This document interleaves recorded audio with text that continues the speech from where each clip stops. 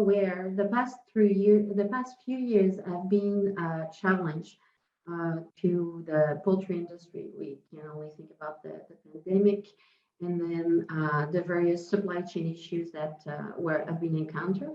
So this is why we thought that this would be an excellent first keynote address for our forum. And we are pleased to welcome today Mr. Tim Armstrong, who is the Director of Procurement and Risk Management at New Life Mills, which is a division of Parrish and Hamburger, for his presentation, which is entitled Feeding Poultry in Challenging Times, COVID, Supply Chain Issues, Drought, War, and Inflation. What more disruptions can we expect? So we are pleased to welcome Mr. Armstrong, who has over the past years, well, throughout his career, been involved in the various aspects of supply management, nutrition. He's also been involved with DNAC for quite a number of years. And as a buyer based in Saskatoon and responsible for procurement, I think that, and risk management as well, I think that Mr. Armstrong has quite a unique perspective to share with us this morning. So thank you very much for accepting our invitation, Mr. Armstrong. Thank you. Can you see my screen there? Yes, we can. Perfect. Yeah, so thanks for the invitation. Just kind of want to go through a bit of where I see things kind of currently, or in the past, currently, and current situation from where we're at. We definitely have seen our share of challenges through the industry over the last year and a half, 2 years. And I think as we look at things going forward, I don't think we're going to see a lot of changes as far as the level of challenge. I think things are going to continue to potentially ramp up here as we go into some trying economic times. So kind of summation of what I kind of hope to touch on a little bit. Going to go into a little bit, just briefly set the stage for early in the pandemic, even previously to the pandemic. We were in a short global marketplace as far as supply was concerned. We started off the July before the pandemic, where China and the U.S. had actually gone in and signed a deal, and we saw pre-COVID where we saw extremely high volumes of grain moving out of Western Canada and the U.S. into China. We went through COVID, and that's where things really shifted for us. The globe actually stopped. We created a lockdown scenario where, for the most part, world trade, unless it was an essential item, things basically stopped. We created a whole pile of issues with supply chain issues, shipping container shortages, port issues, vaccination mandates. We all lived through some of those type of things. And then kind of coming out of the pandemic, we've come into this Russia-Ukraine conflict, which has further created supply issues. The Ukraine is a significant producer of commodities to the world, and then Russia is also equally a significant producer, and the sanctions that have been put on that country for their actions have further created some of the shifts that we're seeing. Kind of coming out of the pandemic, everybody was tired of being locked down in their basement, and we basically saw a significant amount of consumer demand hit the marketplace, largely financed by stimulus spending and fostering the inflationary pressure that we're seeing today. At the same time, compounding the impact, we've got green energy policies, and green energy policies or biofuels or renewables aren't anything that's new. It's just that we've actually moved them into a legislative process where we've actually got them as a mandate to reduce the use of fossil fuels, and they're competing for fats and oils, which is something that we would use in the feed industry that we typically haven't seen as a competitor. And so we have a new competitor in the feed industry, and that's basically our energy. So yeah, it does feel like some days we're on a runaway train, and the question is, where are we headed? And that's going to be something that we are going to try to go forward with. So kind of a bit of an overview, 15-year wheat chart. We have seen things go up and go down in the past, and that's fairly normal in a commodity boom.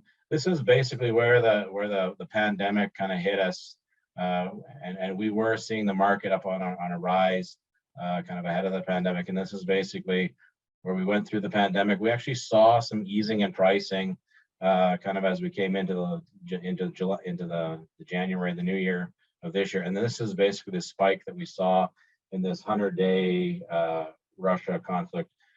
Part of this fueled by drought in Western Canada. So in Western Canada, we actually saw about 40% less crop on all crops. And as I said, we went into short supply scenario due to the significant amount of export that came off of Western Canada. Eastern Canada, a little bit different, very wet year, very good year. They actually saw a shortage on milling quality products in the flour milling side, which actually is also spurred on the price of wheat. We are seeing some recent easing, and there has been some significant talks, whether we actually get there. But the talks is basically where the UN is stepping in and trying to create a safe food security corridor, allowing the Ukraine to export some of their grains.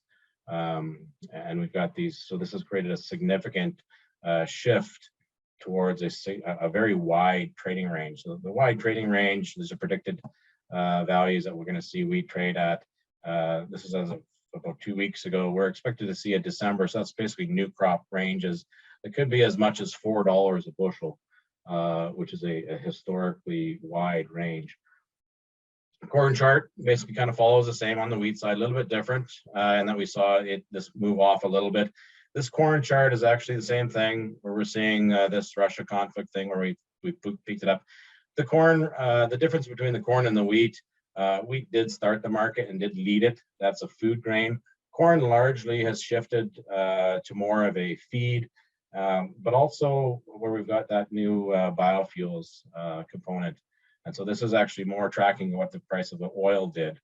And so we've got some pressure on the marketplace for green energy that's being created.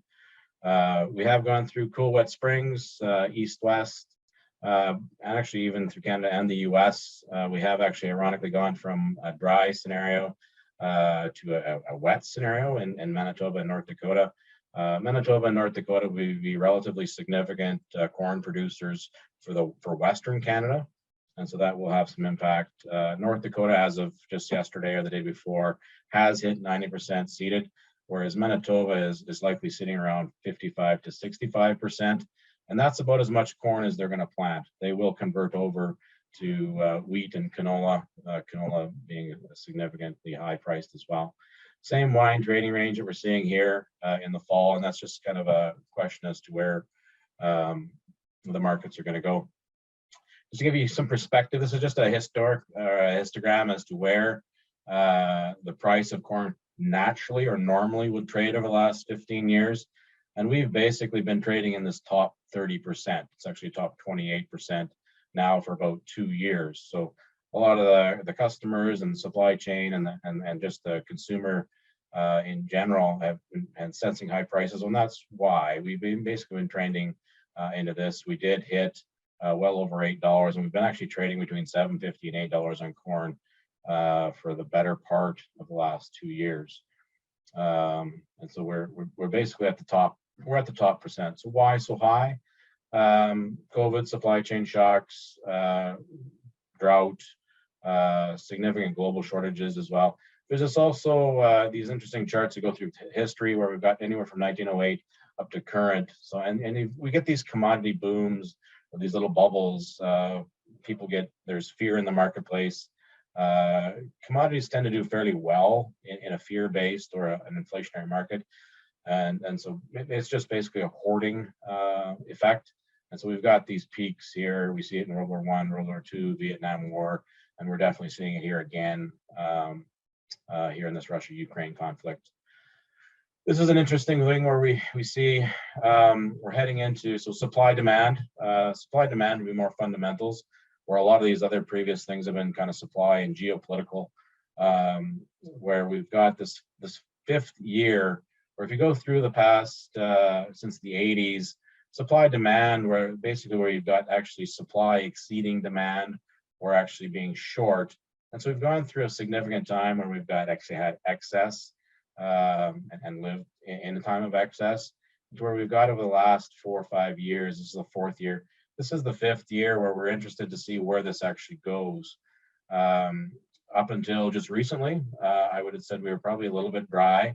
That's actually changing in Western Canada and actually even in the Western US just recently over the last 2-3 days. And so we're seeing some of the stuff. If we would have continued to see dry weather conditions, I think we would have seen some significant changes and some underpinning in the marketplace. So the shift that we're seeing as we go through from food to fuel, and as we try to link this biofuels, this bioenergies is actually linking our food and fuel. We do have to recognize that when we did shut down through COVID, this would be the April, so this is right after the lockdowns, the end of March, we actually did see the value of crude, or a barrel of crude, actually went negative. And that's going to be something that's going to be fairly important to recognize as we kind of go forward. Anytime you've actually got something that have actually got negative or negative return on investment, I think there was a lot of shock with this that it actually did go negative. But that basically, what that read is that you didn't have a very confident. There wasn't a lot of confidence in the supply or in the trade, and they've also got some negative sentiment on crude oil and fossil fuels, just through government policies and a shift, right? So we did see previous hikes, previous peaks over here, where we got to $145 a barrel in US, and I do believe we're going to challenge that number again. We've spent a lot of time in the last 3, 4, 5 weeks in that 113, 114, and over the last number of days, we've actually edged towards closer to 120, and I think we are going to test this 145. And I do think this cost of energy, the cost of consumer goods, the cost of moving everything that we've got, there's no question the price of diesel fuel or fuel at the pumps, you recognize, and there's lots of articles on what's happening. That cost of energy or cost of transporting our products is going to underpin and actually likely probably change the cost structure in the ag industry. High prices on food, or high prices on fertilizer and fuel, so input costs are increasing. And the interesting thing that we're going to see is that this biofuels policies does seem to be linking corn and oilseed production, so corn ethanol for fermentation and oilseed production for biodiesel, is linking our food chain and our fuel chain, and it's going to be interesting to see how that changes the market going forward. And it's also important to note that they're not only going after oil seeds, they're actually going after rendered byproducts as well. So in 2021, the US actually became a net importer of rendered fats and oils, and that largely has had a significant impact since January in Eastern Canada and the West as well. So where are we going with this biofuels and energy policy? It's tough to say, but it is interesting to note that this is a chart of basically margin. So this is the guys that are actually are manufacturing or creating or distilling diesel fuel. Diesel fuel is actually a byproduct of gasoline production, and this margin spike is something that is important to note. Now this margin for spike is also an indication that companies are actually shifting where they're investing. So the fact that the barrel of crude actually went negative really probably has sent a signal back into these companies to say that, yeah, no, we're not going to invest largely in infrastructure. We're going to pay down debt, get assets that are basically paid off, and then we're going to go forward with and see where this marketplace is shifting.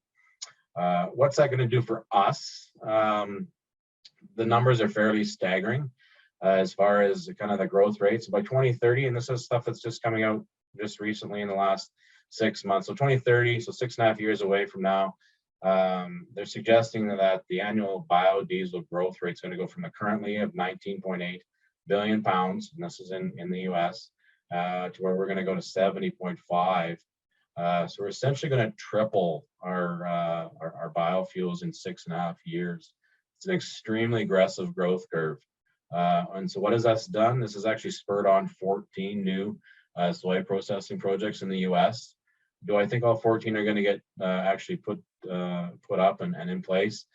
That's a big number, so it's hard to understand. But we also see some major petroleum companies like Phillips 66, Chevron, Marathon Petroleum. They're all partnering with companies like ADM. So these are ag companies, and they're in the crushing and distilling side of the business.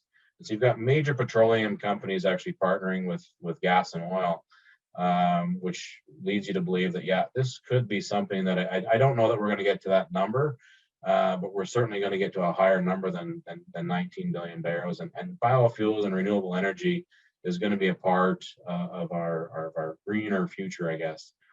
What is this going to do to us in the industry or to our customers?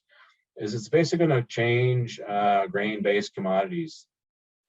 Now, there's a couple different mindsets out there, but I think so. Historically, in soybeans, they've been trading around $8 a bushel, kind of as an average, long-term average. This is probably going to add $4 a bushel to get into 12. There is, if we do get into these higher numbers, and where we're going to get in the futures, there's actually a corn-bean ratio, which is a signal when beans go up or corn goes up. That ratio needs to keep in check, because it'll actually act as a signal to cash crop guys, where they'll actually move seeded acres one way or the other. And so we want to go ahead and make sure that we're aware of that. Corn expected to be somewhere between $3 and $5 a bushel. Canada, we're seeing a similar pattern. There's been an announcement of 5 new canola crushing facilities in Saskatchewan. I don't know that we're going to get all 5, but I do think we're going to see 3. And the feed industry is going to have to become increasingly innovative as far as the use of byproducts, as we're going to be competing for those grain stocks. And those grain stocks are going to rise, and we're going to have a higher level of bioproducts. And so that spread between grain and byproducts out of fermentation and crush facilities is actually naturally going to widen out. And so we're going to want to be aware of that. And so we're going to adapt to these ingredients. We currently use some of them. We just haven't maybe used them to the level that they're going to be available. And so we're going to have to be very, very, very aware of that. There's also some processing components. These are going to be higher fat, higher protein, lower starch, lower fat. And so they're actually going to run through facilities and run through pellet mills a little bit different as well. Soybean chart. The soybean chart, for the most part, we have seen a bit of a spike here. It's not as significant. We have seen higher prices of soybean meal, but that's largely due to this shift that I think we're seeing, where soybeans historically have been grown for the meal. And I think as we go through the next few days or the next few years, I think we're actually going to see that where soybean meal actually becomes the byproduct, and then actually we're growing soybeans and oil seeds primarily for their oil content. All this, of course, will kind of depend on political moves, and we are seeing some with the high food prices, particularly in the EU. There's lots of discussion about postponing this biofuels mandates in order to control food inflation.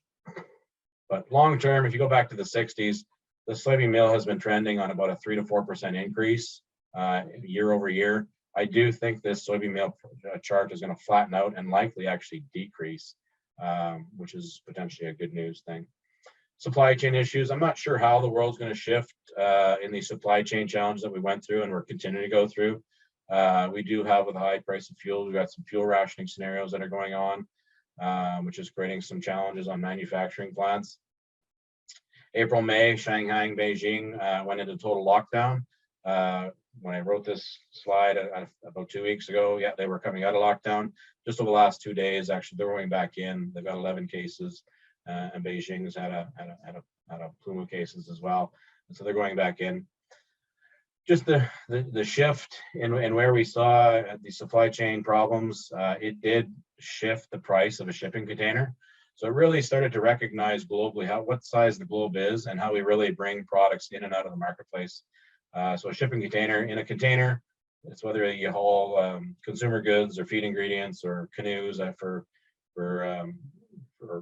anything.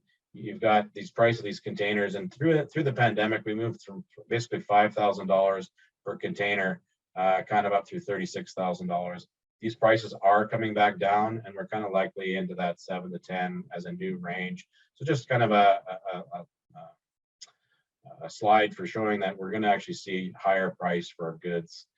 The thing is, again, that is happening with higher prices. We've got some changes and some shifts. We've got some disease challenges out there. So avian influenza, definitely, I'm sure there'll be some discussions on AI through this conference, hitting both Canada and the US, and actually globally as well. Avian influenza has been hit in Europe. ASF, we're very fortunate to not see it here in Canada and the US. But it has been kind of through the EU and Asia Pacific countries and China as well. And so we're going to see these animal units actually reduce through disease pressure. So that's going to change that supply demand shift a little bit. It will likely foster the biofuels a little bit, because it's going to be lower prices or less demand will soften some of those prices. And then we've got what we've actually seen kind of out here in the West, where we've got higher commodity prices have actually changed and are changing even today. Probably the cow-calf sector, likely the hog industry as well. And we're going to continue to see these green energy policies to apply pressure to the marketplace.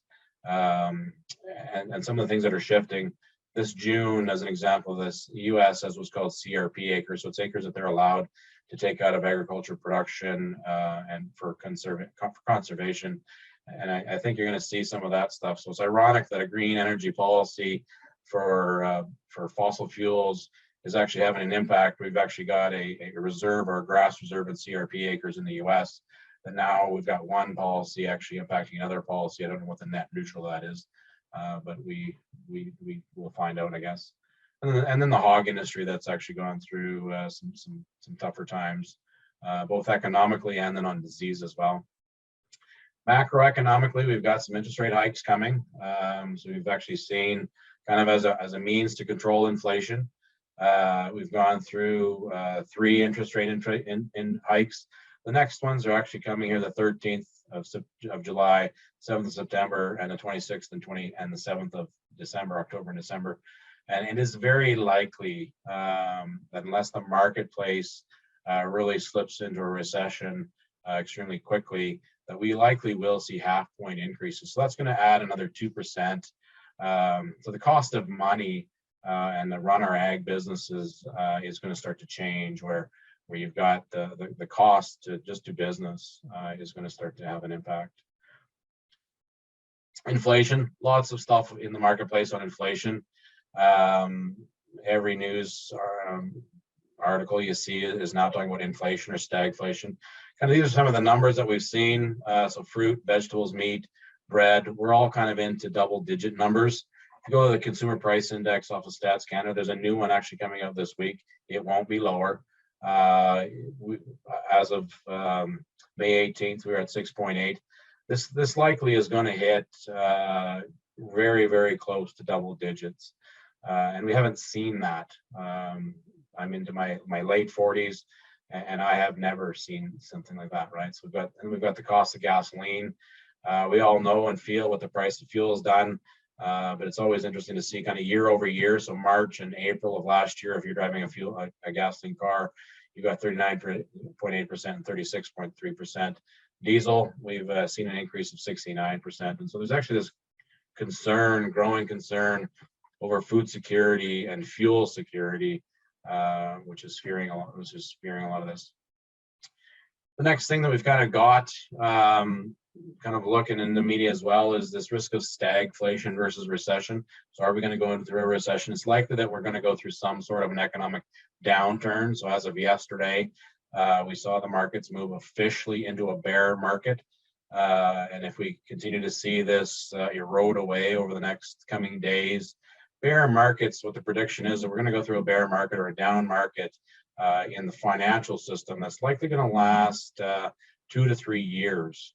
And so that's a period of time that really we will hit the full definition of a recession. And it's going to be interesting to see whether we actually see into a depression. The other thing that's happening that's of interest is lots of talk about stagflation.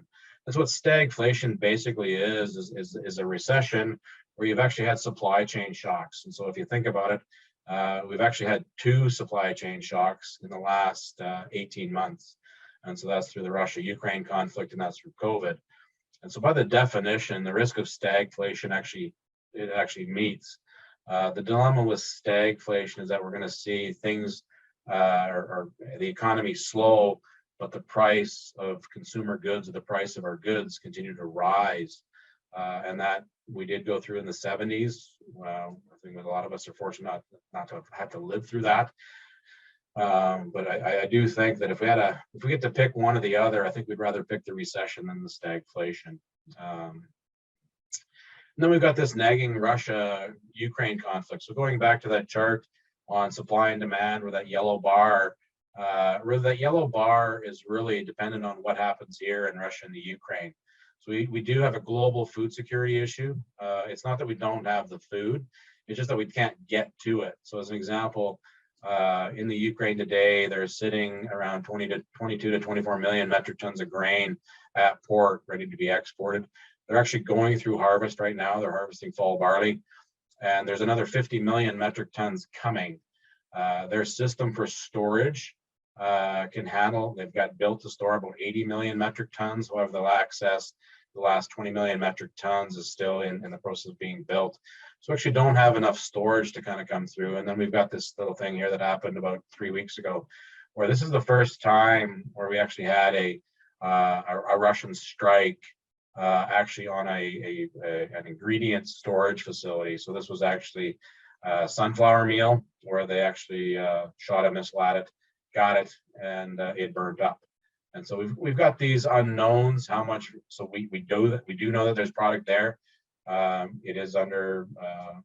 It's just not available. What's that going to do? And then what's this conflict going to actually do? So as we come through harvest crops, how much are we going to lose to fire or destruction?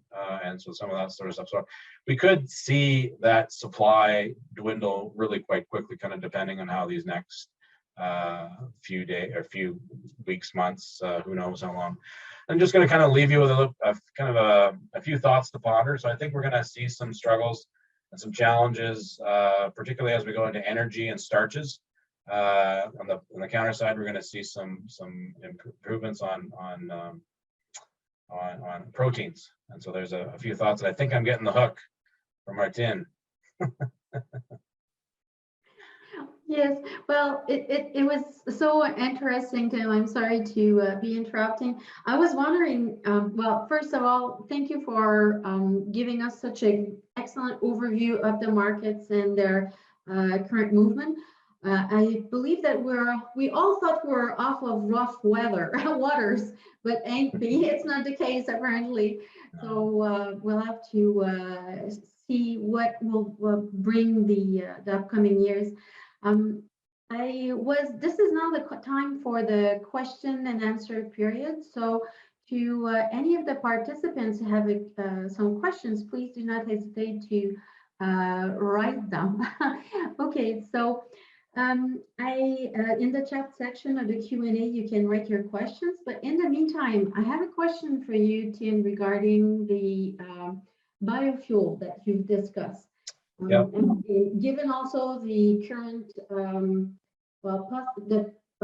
potential for malnutrition and hunger in other countries, how do you see the balance between both the ethanol production using corns and other byproducts in the Feeding the World challenge in this current economy? Yeah, if you want my personal opinion, it's a very selfish stance for us to take in North America, Canada, and the U.S. We technically are. We do have the natural resource, is in the fossil fuels. I do understand the green energy movement and some of that sort of stuff, but it does really put that food and fuel debate for sure front and center. And I think we're going to go through the process of where, as wheat actually went into $13, $14 a bushel in Chicago, we actually did see third world countries stop buying. And so if you've got third world countries, and they're still not buying today, so wheat's in that $10-12 range, and then they just can't afford it. So yes, we will go through technically, politically, from a policy piece, we're going to go through some malnutrition and some hunger. Of course, the Western world, which we are a part of, is going to blame the Russia-Ukraine conflict. And the Russia-Ukraine conflict is, and the Russians particularly, are going to blame sanctions. But yeah, They've already started. Yeah, the folks that are going to be the people that suffer really don't care. They are. That's the unfortunate part, I think, of what we're going to go through. I think you and I, as a consumer, are going to go through significantly higher prices on our food. Like, I don't think we've seen a higher. So we've got double-digit food inflation. Those prices that we see today in our grocery store, we still haven't have diesel fuel priced in and crop inputs priced in. So we should see another 8 to 10 points. So if you look at this year over year, this time next year, we should be at another 10-15% higher on food costs. So we might actually see hunger in our own countries as well. And so some of those bottom end of society, where we're definitely going to erode the middle class. You're going to get probably a little bit broader upper class, and you're going to get an erosion of the middle class. So yeah, it's interesting. It's a political policy piece. Yes, effectively, indeed. I have another question from Teniel Nixaksik. So the question is, do you think there needs to be a major shift in how we do agriculture? She has recently watched a Netflix documentary called Kiss the Ground, which spoke to using soil to combat climate change by sequestration of CO2 through different ag practices. So would it be a significant paradigm shift moving from heavy input agricultural practices to regenerative agriculture? Yeah, that's a fair question. The challenge that we're going to be is actually the manpower, the resources. So if you look at the number of people that actually get involved in agriculture at a grassroots level, and the size of agriculture, you got to get a lot more people involved. You need more hands-on to make some of those practices work, because there's no question that intensive agriculture today is what we're moving towards, and these high input costs and a lot of these things. I do think you're going to get a shift in thinking. The challenge that you've got is the size of the equipment and everything, the manpower. We're well below 2% on the farm, and these guys continue to do an incredible job of getting the crop in short time windows. And I do think there's no argument that we do seem to see some shifting in weather patterns for sure, and that is having an impact on seeding and harvest windows. And so it's just that timing piece, but definitely worth. I think we're going to end up, as we go through higher prices. I think there's definitely going to be time for or need for discussion. The CRP acres and so taking away CRP acres, which is essentially grass pasture, low end land out of the U.S. for conservation reasons, all that stuff sequesters carbon. And so the fact that we've got a political policy that says, okay, we're going to grind corn for ethanol, and we're going to squeeze beans for biofuels. But oh, by the way, we're going to let you seed more land and take that out of production. Grasslands are a great resource for carbon sequestration. We're going to see the same thing in Western Canada. The cow-calf guy can't survive. So these things don't make sense macroeconomically. Some of the things that we're doing. If we go through and look at where we're going to get more beans, there's not going to be a lot of area to grow more crops other than Brazil. So South America likely will see potential for more. They've got different policies in place on the environment. And when you go into Brazil or some of these more tropical places to grow beans and corns, well, they slash the rainforest. Mm-hmm. So why do we want to do that? When you get a country like the U.S. becoming a net importer on oil, yeah, that's what they're going to do. They're going to see soybeans growing in Brazil and South America, and it's going to come at the cost of rainforest. So when you see these macroeconomic pieces, yeah, you're for sure, more than just a Netflix, we got to get political policymakers understand really what's happening. Okay. Well, thank you very much for your answers. I guess this is all the time we have. It's not too reassuring though and I guess that as poultry scientists, we'll have to make sure that we're trying to help the industry to raise the chicken and the turkeys as efficiently as possible to sort of counteract the increase of cost of feeding.